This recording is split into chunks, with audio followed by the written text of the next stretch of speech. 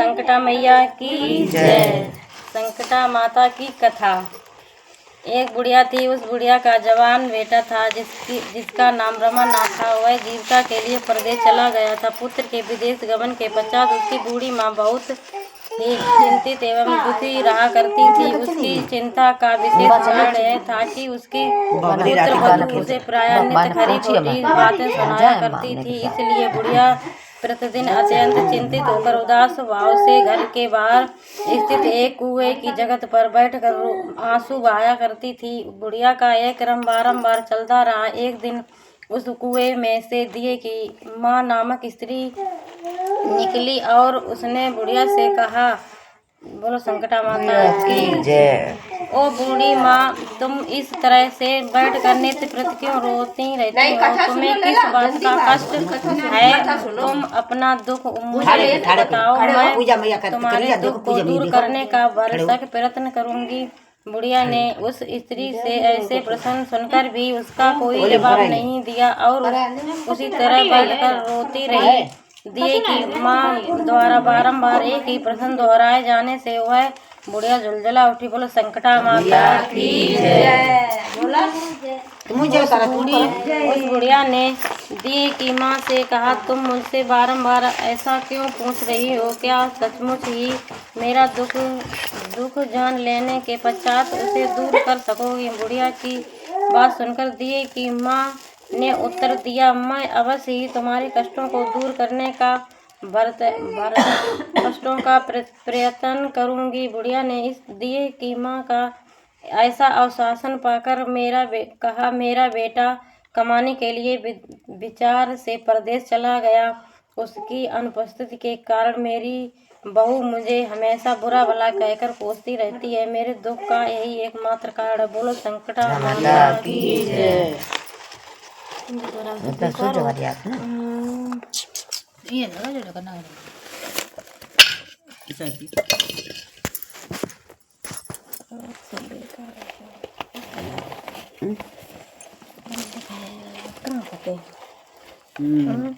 बेटा बुढ़िया की बात सुनकर दिए की माँ ने उससे कहा, यहाँ के वन में संकटा माता रहती हैं। तुम अपना दुख उन्हें सुनाकर कष्ट से छुटकारा पाने के लिए विनती करो। वे बहुत ही दयालु हैं। उन्हें दुखियों से बहुत अधिक सहानुभूति है। वे निसंतानों को संतवान, निर्धनों को धनवान और निर्बलों को बलवान और अभागों को भाग्यवान बनाती हैं। उनकी कृपा से सौभाग्यवती स्त्रियों का सौभाग्य अचल हो जाता है। कुंवारी कन्याओं को अपने इच्छित की वर की प्राप्त होती है। रोगी अपने रोग से मुक्त हो जाता है। इसके अतिरिक्त और भी जो मनोकामनाएं हों उन सभी को पूरा करती है। बोलो संकटा माता की जय। दिए की माँ से ऐसी विलक्षण बात सुनकर बुढ़िया संकटा जी के पास गई और उनके चरणों पर गिरकर दंडवत करके विलाप करने लगी। संकटा जी ने दर्दयार्द होकर बुढ़िया से पूछा, बुढ़िया तुम किस दुख के कारण बारंबार रोती रहती हो? बुढ़िया ने कहा, हे माता, आप तो सब कुछ जान लेने वाली हैं। आपसे कुछ भी नहीं छिपा है। यदि आप मेरे दुख को दूर कर दें तो मैं आपको अपनी करुण गाथा सुनाऊं। उसकी बात सुनकर संकटा जी ने कहा, तुम पहले मुझे अपना दुख तो बताओ। दुखियों का दुख दूर करना ये मेरा काम है। बोलो संकटा माता की जय। संकटा जी के ऐसा कहने पर बुढ़िया ने कहा, मेरा लड़का परदेश चला गया। उसके घर में न रहने से मेरी बहू मुझे तरह तरह की बातें सुनाया करती है। उसकी बातें सहन न करने के योग्य नहीं होती हैं। इसी कष्ट के कारण मैं विवश होकर बारंबार रोया करती हूँ। बुढ़िया की इस दर्द भरी गाथा को सुनकर माता संकटा ने कहा, तुम घर जाकर मेरे लिए मनौती मांग लो कि हे संकटा माता, यदि मेरा लड़का सकुशल वापस घर आ जाए तो मैं मैं आपकी पूजा करूंगी और सुहागिन स्त्रियों को आमंत्रित करके उन्हें भोजन कराऊंगी। बोलो संकटा माता की जय। संकटा माता के अनुसार उस बुढ़िया ने घर आकर लड्डू बनाया, परंतु विचित्र बात यह थी कि जब भी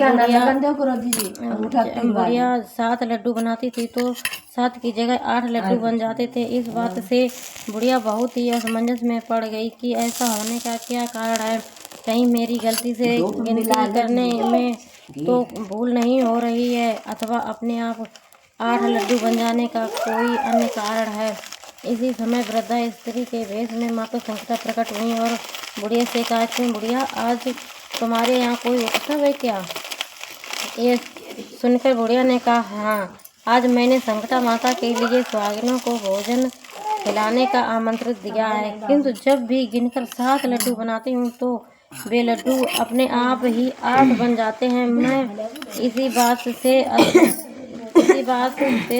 चिंता में पड़ गई हूँ। बुढ़िया की बात पर संकटा जी ने कहा, क्या तुमने किसी बुढ़िया स्त्री को निमंत्रित किया है? बुढ़िया कहने लगी, नहीं, मैंने तो ऐसा नहीं किया है, परंतु तुम कौन हो? संकटा जी ने कहा, मैं बुढ़िया ही हूँ, मुझे ही तुम आमंत्रित कर दो। ऐसा सुनकर बुढ़िया ने उसे संकटा रूपी धारी बुढ़िया को भोजन के लिए निमंत्रित कर दिया। बोलो संकटा माता की जय। इसके बाद बुढ़िया के घर पर सभी आमंत्रित सुहागिनें आ पहुंची और बुढ़िया ने सबको लड्डू तथा अन्य मिठाई आदि का भोजन कराया। इससे माता संकटा की कृपा से उस रमानाथ के मन में अपनी माता एवं पत्नी से मिलने की प्रबल इच्छा उत्पन्न हो गई। सुहागिनों के भोजन करते ही उस बुढ़िया का लड़का परदेश से अपने घर आ गया। उस लड़के की अनुपस्थित लड़के की सूचना बुढ़िया को दी गई, लेकिन बुढ़िया अपने काम में लगी रही। उसने कहा, लड़के को बैठने दो, मैं सुहागिनें जिमा रही हूँ, अभी आती हूँ। लड़के की बहू ने पति आगमन का समाचार पाकर पति के स्वागत वहां से प्रस्थान कर दिया। लड़के ने अपनी बहू को देखकर मन में विचार किया कि मेरी पत्नी को मेरे प्रति कितना प्रेम है, जो खबर पाते ही मुझसे मिलने के लिए चली आई, परंतु मेरी माता को मुझ पर जरा भी स्नेह नहीं है, क्योंकि जब खबर पाकर भी अपने माता ने आने की बात सोची।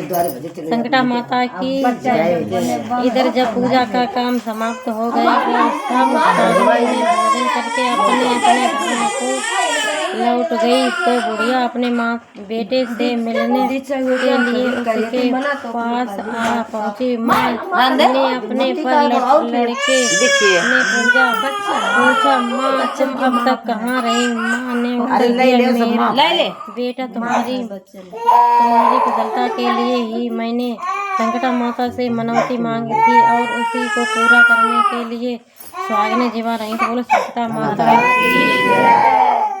इसके बाद बहू का व्यवहार उसको सुनाया, जिसे सुनकर संकटा माता की कृपा से मन अपनी स्त्री से हट गया। उसने माँ से कहा, या माँ तो इस घर में ही रहूंगा या यही रहेगी? बुढ़िया ने कहा, बेटा तुम्हें मैं तो बड़ी कठिन तपस्या से पाया है, इसलिए मैं तुम्हें कैसे छोड़ सकती हूँ। तुम्हारे लिए चाहे बहू का भी त्याग करना पड़े तो मैं कर सकती हूँ। बोलो अतः लड़के ने अपनी स्त्री को घर से निकाल दिया। बहू घर से निकलकर बाहर आई और बहुत ही दुखी मन से पीपल के पेड़ पर चढ़कर बैठ गई और वहीं रोने लगी। उसी समय एक राजा उधर से चला आ रहा था। उसने रोते देखकर राजा ने पूछा, तुम क्यों रो रही हो? उसने अपनी सारी बात राजा को बताई, जिसे सुनकर राजा ने कहा, आज से तुम मेरी धर्म बहन हो, इसलिए तुम रो मत और पेड़ से नीचे उतर आओ। मैं तुम्हारे सभी कष्टों को दूर करने का यथासंभव प्रयत्न करूंगा। राजा के मुख से ऐसी बात सुनकर वह स्त्री पेड़ से नीचे उतर आई और राजा के साथ साथ उसके महल को चली गई। घर जाकर राजा ने अपनी रानी से सारा वृतांत कह सुनाया और रानी को संबोधित करते हुए कहा, देखो, ये आज से मेरी धर्म बहन है, इसको किसी प्रकार का कष्ट नहीं होना चाहिए। राजा के यहाँ पहुंचकर फिर उस रमानाथ की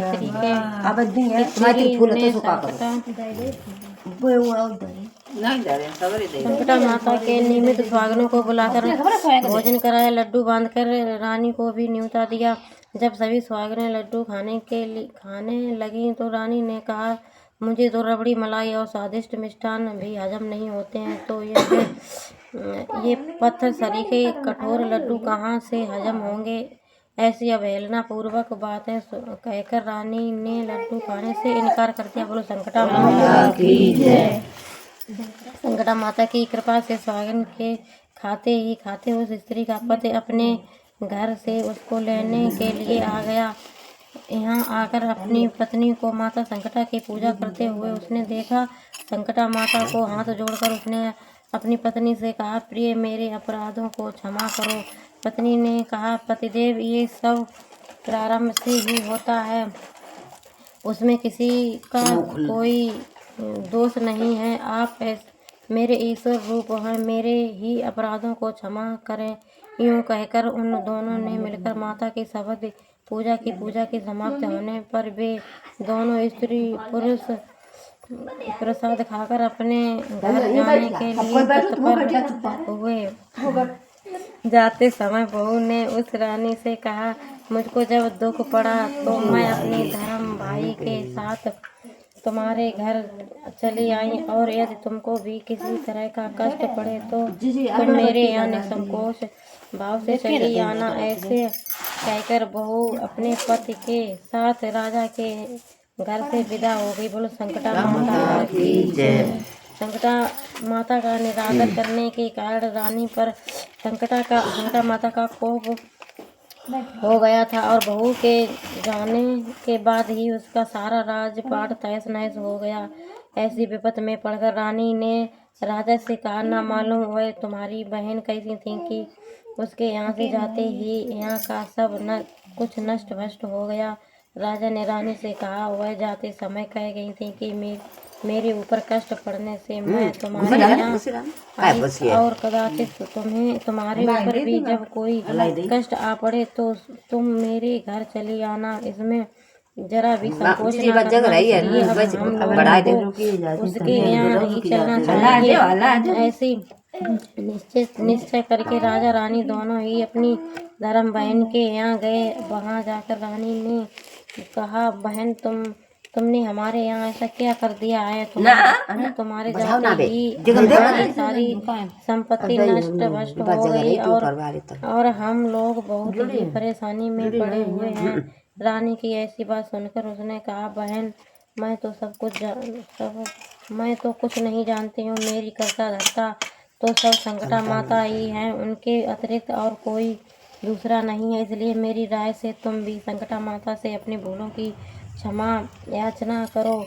उन्हीं की मान मनौती से तुम्हारा सारा काम बन जाएगा और तुम्हारा बिगड़ा हुआ दिन सुधर जाएगा।